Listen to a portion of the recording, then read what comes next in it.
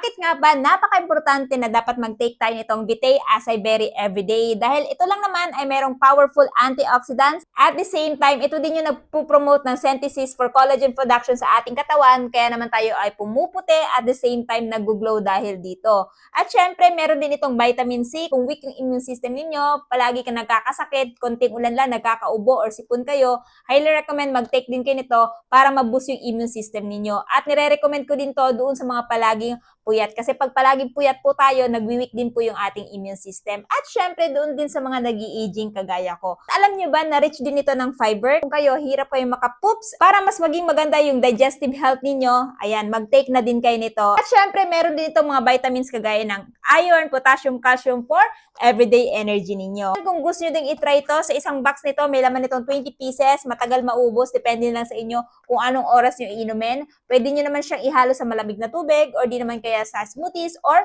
oatmeal. So, kung interested din kayo at habang mura pa at habang naka-promo pa, idadrop ko na lamang yung link ng acai berry na to dyan sa baba.